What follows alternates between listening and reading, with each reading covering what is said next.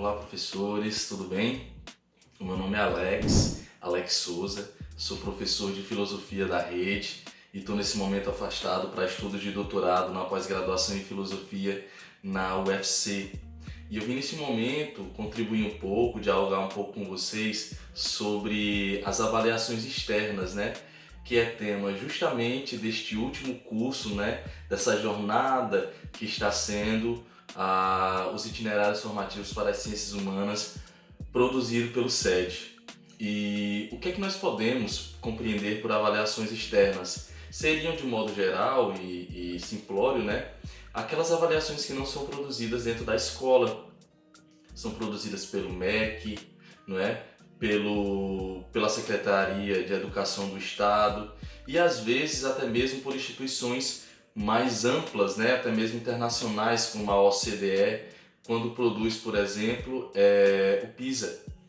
E essas avaliações elas visam muitas vezes compreender como anda o nível de formação dos alunos, se eles estão aprendendo aquilo que essas instituições e órgãos definiram como correto para ser aprendido em determinado ano do ensino médio, determinada etapa, ou até mesmo, agora atualmente, né, o Enem está cumprindo muito esse papel de colocar os estudantes dentro da universidade, justamente uma avaliação que serve como o processo de seleção para entrar dentro das universidades. No caso, né, a gente tem isso muito claro, que a questão do Enem são as universidades públicas, mas também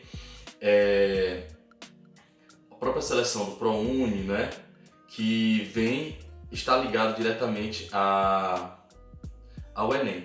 Bom, quando nós nos perguntamos sobre avaliações externas, logo vem a pergunta: o que é que vai ser cobrado? Se está avaliando o quê? Para responder essa pergunta, nós podemos dizer diretamente os conteúdos.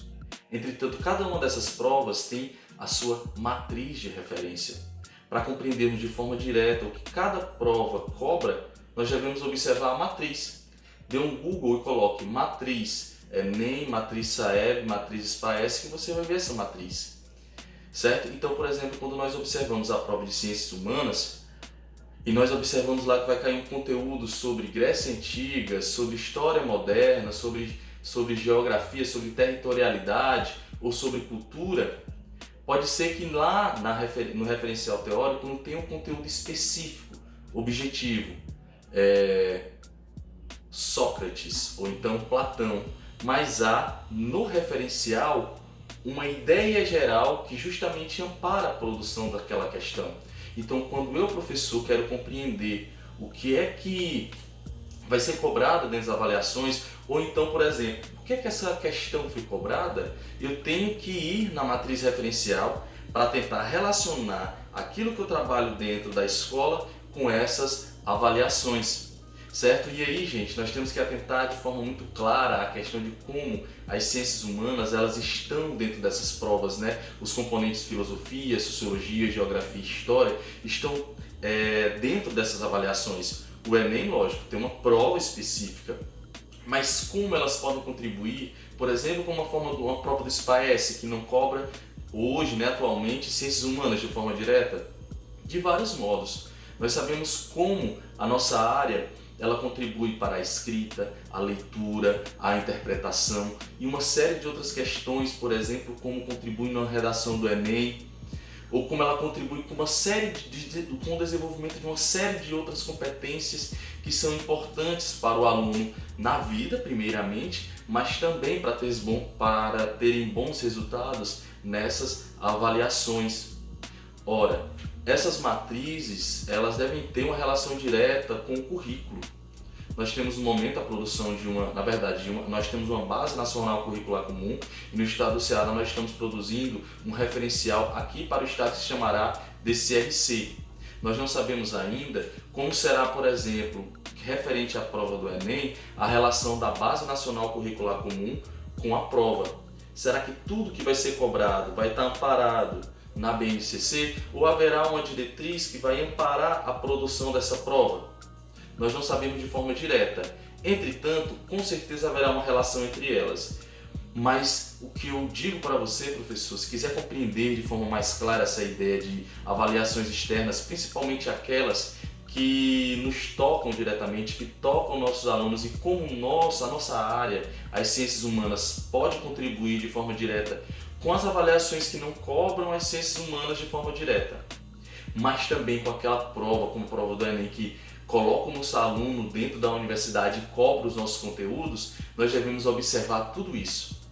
A base nacional curricular atualmente, mas também as matrizes curriculares que amparam a produção dessas questões. No momento em que a gente começa a realizar essa discussão, fica muito mais claro, nós produzimos os nossos planos de aula, as nossas aulas, as nossas avaliações internas de uma forma muito mais articulada e atenta, não é? No nosso dia a dia. Críticas podem ser feitas, na verdade devem ser feitas, certo? Acredito que no curso nós trouxemos várias questões desse tipo, que não foi só apresentar, mas também criar uma reflexão. Entretanto, é preciso a gente conhecer para poder desenvolver de uma forma ou outra essa atividade dentro da escola. Obrigado e até a próxima. Olá, sou Cidinara Chimenez, professora de Sociologia da Rede Estadual, e aí vim conversar um pouquinho hoje com vocês sobre a avaliação. É a avaliação na área de Ciências Humanas e Sociais Aplicadas. Não posso começar sem lembrar da abordagem que a BNCC nos remete, né, em relação à nossa área, que é considerar, né, os jovens e aí fazer esse processo formativo para que os jovens consigam ser, né, cidadãos críticos, criativos, autônomos e responsáveis. E aí, falar um pouquinho desse processo de avaliação, né, e aí, principalmente aí na minha área, na minha disciplina, que é a sociologia, pensar qual o papel, né, do saber sociológico na compreensão das transformações nos conflitos ocorridos na sociedade. E aí, como fazer, né? Lembrando ainda que a avaliação, ela pode ser abordada, né? Ela pode fazer abordagens e ter aí objetivos, né, distintos, né? E aí eu vou trabalhar o que os colegas já comentaram e é o que a gente já tem lido nos textos, que é essa percepção de avaliação formativa. E aí nessa percepção de avaliação formativa eu trago muito para a escola, para dentro da sala de aula, né? Que é a avaliação que é feita por nós, professores, e que direciona, né, o nosso olhar, direciona as nossas possibilidades de estar intervindo diretamente com a dificuldade do aluno e nos direciona também a ampliação do repertório, né, inclusive metodológico para nós professores. E a avaliação na perspectiva somativa, que são as avaliações externas, né? Que elas são pontuais, elas são feitas em um determinado momento, no espaço, né, em turmas específicas, mas o que é que elas conseguem me dizer, né, a nível de política pública, a nível de escola, o que é que elas conseguem, né, que leituras de dados é que eu consigo fazer delas e onde eles chegam até aquela que eu desenvolvo na sala de aula, que é a avaliação interna. Eu sempre gostava de iniciar as minhas aulas trabalhando com recortes, né, com temas atuais, né, com questionamentos atuais, aqueles que a gente vê nos jornais, né? Por exemplo, se a gente fosse trabalhar hoje, a questão racial, né, ela está aí estampada em todos os noticiários do mundo, né? Olá, eu sou a professora Débora Fofano e eu tô aqui para falar com vocês sobre autoavaliação e avaliação diagnóstica. Esses dois instrumentos são fundamentais para que o aluno conheça o processo de avaliação da escola e o professor, por sua vez, possa investir de forma assertiva na forma de conduzir seu conhecimento para com os alunos. A autoavaliação é um instrumento importante para os alunos conhecerem seus limites, para conhecer suas deficiências e de que maneira eles devem atuar com relação ao conhecimento. Sendo assim, um processo de autoavaliação bem conduzido traz instrumentos importantes tanto para os alunos quanto para os professores.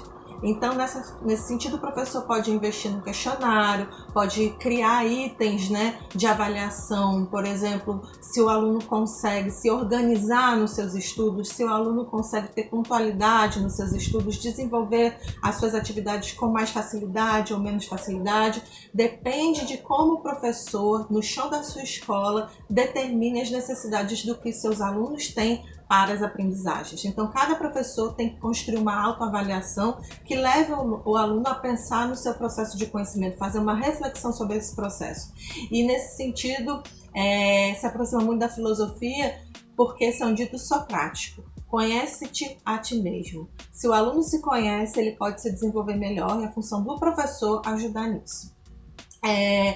Com esses dados, o professor já pode iniciar uma avaliação diagnóstica. O que é um diagnóstico ou uma avaliação analítica?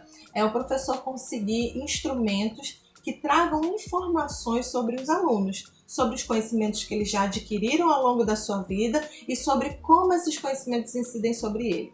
O professor pode pesquisar também na pasta dos alunos, junto à coordenação, à direção da escola, se ele traz algum lado psicopedagógico, se ele traz informações de outras escolas, consultar os próprios alunos, aplicar questionários, conversa, se aproximar daquela turma nos primeiros dias de aula para fazer um diagnóstico tanto da turma quanto de cada aluno específico.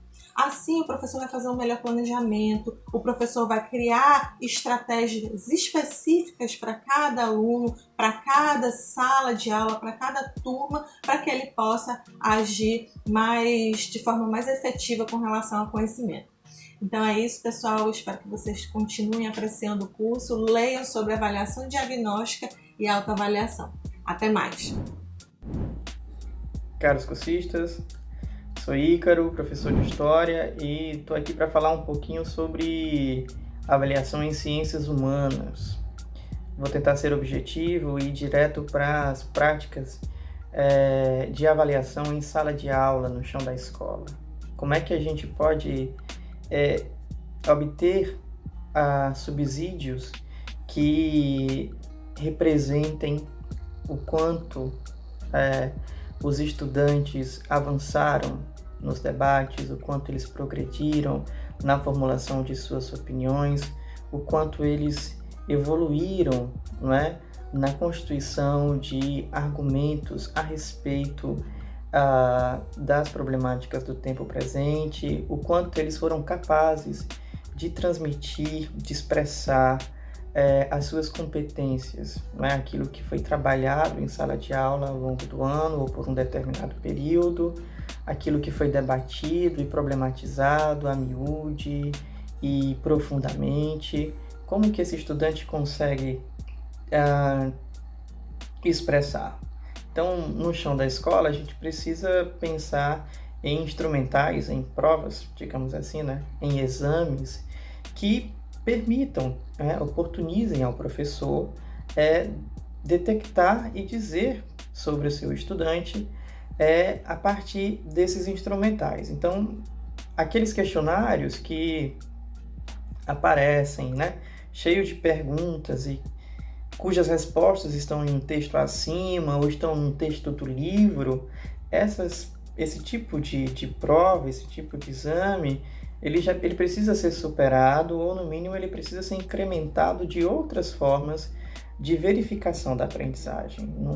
Não faz mais sentido para o tempo presente, para a contemporaneidade ou para a concepção pedagógica que visa formar um cidadão crítico e participativo que ele seja simplesmente capaz de transcrever coisas ou de repetir coisas ou de reproduzir aquilo que o professor disse ou que seus companheiros, seus colegas de sala de aula compartilharam. De certa forma, essas provas, essas avaliações precisam puxar do estudante, né, tentar arrancar deles mesmo o máximo possível das suas capacidades de se expressar e de se colocar no mundo, né, de colocar a sua leitura de mundo. Por isso que perguntas problematizadoras que peçam para que ele discorra, para que ele escreva, ou então em outras formas de avaliação, como o debate público, são muito mais condizentes com uma perspectiva de abordagem por competências, de utilização de metodologias ativas, né, e de compreensão de educação para a formação da cidadania. Fala pessoal, tudo bom? Aqui quem fala é o professor Otavianos e a gente vai falar aqui nesses itinerários um pouquinho sobre avaliação. As avaliações que a gente elabora na escola, elas têm que ter sempre um objetivo em mente. O que a gente quer que o nosso aluno aprenda. Pois bem, levando em consideração o conteúdo que você estiver trabalhando, será que as avaliações só podem ser escritas? A gente elabora aquela famosa prova com questões, ABCD, parcial. Gente, a parcial pode ser muito além do que isso, tá bom? A gente pode utilizar textos, pode e deve. A leitura que os alunos fazem nas disciplinas de humanas, história, geografia, sociologia e filosofia, vai ser de fundamental importância para as avaliações externas que vão vir à frente. Mesmo que não tenha história, não tenha geografia, nem sociologia, nem filosofia, só a língua portuguesa e matemática, para eles entenderem a questão de matemática e de português, eles têm que ler. E aí é que entra nossa área de humanas, tá legal? Vamos dar um exemplo, uma avaliação interessante que você pode fazer com seus alunos. Aqui eu tenho os cadernos, um dos cadernos Paulo Freire, do Museu de História do Ceará. Vale a pena vocês irem atrás desses cadernos, são muito bacanas. Esse aqui fala sobre museu, ensino de história e sociedade de consumo. Qual é a avaliação que a gente tenta fazer com os alunos? Museu. O que é um museu? A gente pede que os alunos tragam objetos e a gente faz um museu na sala de aula. Essa atividade ela é interessante para turmas de primeiro ano, tá legal? Então, logo no início do ano, os alunos trazem objetos, a gente cataloga os objetos, eles organizam os objetos por identidade. Por exemplo, que tem a ver com som e imagem, vai para um lado, documentação vai para outro, se quem trouxe livro para outro, por aí vai. Reunimos os objetos, eles organizam, eles catalogam, eles colocam as etiquetas. Na sequência, chamamos os alunos de outras turmas para visitar o nosso museu. E depois debatemos, quando acaba a visitação, sobre aquela experiência. Mas a culminância é quando levamos os alunos para o museu. Lá a gente consegue ver a ressignificação, a importância que eles dão àquele espaço. Independente do museu, pode ser um museu de arte moderna, um museu da UFC, um museu da Unifor, um museu do Ceará, independente do museu. A ideia é que os alunos compreendam a importância do museu na sociedade. E depois vem a avaliação. A gente pede que eles escrevam isso. Elaboramos 2 a 5 questões para que eles possam responder a obra de arte que mais chamou a atenção, o que foi que eles mais gostaram, qual é a relação que eles fazem com o museu deles, o que foi que eles viram lá que não tinha no museu deles, o que é que tinha no deles que também tinha no outro. Então, assim a gente consegue obter do aluno um retorno satisfatório. Bem, é um exemplo de avaliação. Espero que tenha dado certo, gente. Espero que vocês tenham gostado. Abraço, até a próxima.